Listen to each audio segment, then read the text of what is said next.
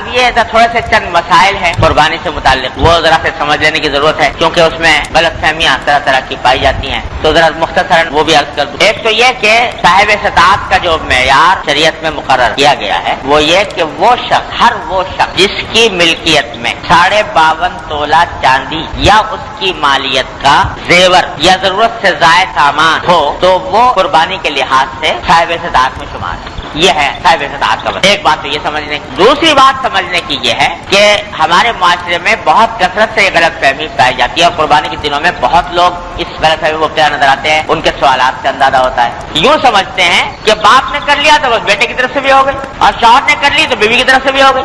یہ بڑی زبردست غلطی ہے، غلط فہمی۔ دیکھو جس طرح باپ کے نماز پڑھنے سے بیٹے کی نماز ادا نہیں ہوتی، یا ہوتی ہے کہ بس باپ پڑھ لے تو بس بیٹے کی چھٹی، یا شوہر کی نماز پڑھ لینے سے بیوی کی نماز ادا نہیں ہوتی۔ ہر ایک کے ذمے اس کی عبادت الگ واجب ہے۔ زکات باپ کے ادا کرنے سے بیٹے کی ادا ہوتی، شوہر کے ادا کرنے سے بیوی کی ادا نہیں ہوتی۔ تو اس واسطے یہ قربانی کی عبادت بھی ایسی ہے کہ ہر ایک انسان پر اپنی الگ الگ فرض ہے۔ اگر شوہر بھی صاحب استطاعت ہے اور بیوی بھی صاحب استطاعت ہے تو شوہر پر الگ واجب ہوگی اور بیوی پر الگ ہوگی۔ باپ بھی صاحب استطاعت ہے اور بالغ بیٹا بھی صاحب استطاعت ہے تو یعنی اس کی ملکیت میں بھی اتنا ہے تو اس پر بھی الگ ہوگی، اس پر بھی الگ ہوگی، ایک سے دوسرے کی ادا نہیں۔ آج ایک صاحب ٹیلیفون پہ پوچھ رہے تھے کہ صاحب وہ ہم تو میاں بیوی کا اپنا آپس میں مشترک کھاتا ہے تو لہٰذا ہم ایک قربانی کر لیں، دونوں کی طرف سے ادا ہو جائے گی کہ نہیں ہو جائے گی؟ تو یہ بالکل غلط خیال۔ ہر ایک اپنی فرائض کا خود ذمہ دار، وہ باپ ہو یا بیٹا ہو، شوہر ہو یا بیوی ہو، ہر ایک اپنی ادا کرنی ہے۔ ایک دوسری غلط فہمی یہ بعض لوگوں میں پھیلا دی گئی ہے کہ بھائی قربانی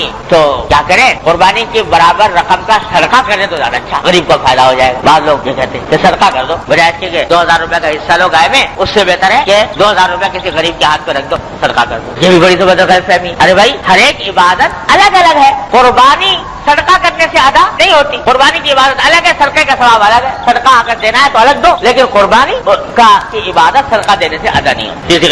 ایک غلط فہمی لوگوں میں یہ ہے، بعض لوگوں میں کہ صاحب وہ قربانی جو ہے وہ جب تک کسی بڑے کی طرف سے نہ کی جائے تو چھوٹا نہیں کر سکتا۔ بہت لوگ یہ سمجھتے ہیں ایک صاحب ملے تو وہ کہنے لگے جی میں ساری عمر ایسا کرتا رہا تو حضور اقدس صلی اللہ علیہ وسلم کی طرف سے قربانی کرتا رہا، اپنی کی نہیں، حضور اقدس صلی اللہ علیہ وسلم کی طرف سے قربانی کرتا رہا اور اپنی کی۔ ایک صاحب ایسے ملے کہ جو کہتے ہیں کہ میں اپنے والد کی طرف سے کرتا ہوں، خود نہیں کرتا۔ ارے بھائی پہلا تو کام یہ ہے کہ آدمی کے ذمے قربانی واجب ہے، اپنی طرف سے وہ واجب ادا کرے۔ دوسرے کی طرف سے قربانی کرنا ایصال ثواب کی خاطر، ہاں حضور اقدس صلی اللہ علیہ وسلم کی طرف سے ہو یا اپنے والدین یا کسی عزیز کی طرف سے ہو، یہ انسان کے ذمے کوئی ضروری نہیں ہے، واجب نہیں ہے۔ کوئی کرے ثواب ہے، نہ کرے تو کوئی گناہ نہیں، لیکن اپنی قربانی کرنا واجب ہے اور اس کے نہ کرنے میں گناہ ہے۔ لہذا پہلا کام تو یہ ہے کہ اپنی طرف سے جو اپنا جو واجب ہے وہ ادا کرو، اس کے بعد اگر کوئی کسی کا دل چاہتا ہے اور استطاعت ہے تو ٹھیک ہے، حضور صلی اللہ علیہ وسلم کی طرف سے کرے یا کسی والدین کی طرف سے کرے، کسی کی طرف سے کر سکتا ہے۔ یہ بات بالکل واضح ہو جانی چاہیے۔ آخری بات یہ ہے کہ بعض لوگ دوسروں کی طرف سے کرتے ہیں تو اس میں شریعت کی طرف سے کوئی پابندی نہیں ہے کہ بھائی ضرور حضور صلی اللہ علیہ وسلم کی طرف سے کرو یا ضرور والدین کی طرف سے کرو، بلکہ یہ بھی اصل میں جو دوسروں کی طرف سے کی جاتی ہے نفلی قربانی، حقیقت میں وہ اپنی ہی قربانی ہے نفلی، البتہ ایصال ثواب دوسرے کو ہو جاتا ہے۔ تو آدمی اگر چاہے تو ایک ہی چاہے بکری میں اور ایک بکرا کیا تو بکرا تو اپنی طرف سے ہوگا نفلی، ایصال ثواب اس کا جتنے چاہے آدمیوں کو کر دو، 10 کو کر دو، 20 کو کر دو، 50 کو کر دو، 100 کو کر دو، ایصال ثواب اپنے سارے اعزاء اقربا کو کر دو، پوری امت کو کر دو۔ حضور اقدس صلی اللہ علیہ وسلم نے ایک بکرا قربان فرمایا، دو مینڈے قربان فرمایا، ایک فرمایا کہ یہ ایک میری طرف سے ہے اور ایک میری امت کے ان لوگوں کی طرف سے ہے جنہوں نے قربانی نہیں، ان کی طرف سے قربانی ساری امت کے لوگ حضور اقدس صلی اللہ علیہ وسلم کر گئے، ساری امت کی طرف سے۔ یہ بھی کلام ہوا ہے کہ بھائی جب کوئی شخص کسی کو ثواب پہنچائے قربانی کر کے تو کیا بٹ کے ملے گا یا پورا ملے گا؟ بعض کہتے ہیں بھائی بٹ کے ملنا چاہیے، اس واسطے کہ ایک عبادت ہے تو سب کو اس کا حصہ ملے گا، لیکن